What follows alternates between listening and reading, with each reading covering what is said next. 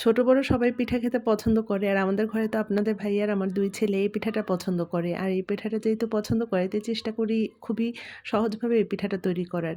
ফুটন্ত দুধের সঙ্গে আমি পরিমাণ মতো একটু চালের গুঁড়ি, একটু ময়দা, তারপরে সুজি দিয়ে এই পিঠার গোলাটা তৈরি করে নিই। আর তার সঙ্গে আমি পরিমাণ মতো লবণ দিয়ে নিই।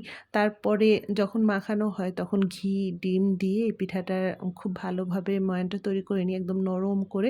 তারপরে সাজের সঙ্গে আমি এটা পরিমাণ মতো আরকি যতটুকু গোলা নিব পিঠার জন্য একেকটা পিঠার তৈরি করার জন্য যতটুকু গোলা নেব ঠিক ততটুকু আমি একবারে সবগুলো গোল করে রাখি।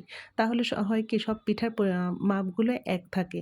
তো এরপরে আমি সাজের সঙ্গে এরকম চাপ দিয়ে, দিয়ে পিঠাটা খুব তাড়াতাড়ি তৈরি করে ফেলি। তারপরে গরম তেলের মধ্যেই পিঠাটা একটু সময় নিয়ে ভাজতে হয়। আর এরপরে শিরার মধ্যে ভিজানো হয়ে গেলে এই পিঠাটা একদম রেডি। খেতে বেশ ভালোই লাগে। শিরায় না ভিজিয়ে দুধের সঙ্গে ওই পিঠাটা ভেজানো যায়। শিরায় ভেজানোটা খেতে একরকম মজা আর দুধে ভেজানোটা খেতে অন্যরকম মজা। আপনারা কিভাবে খেতে পছন্দ করেন?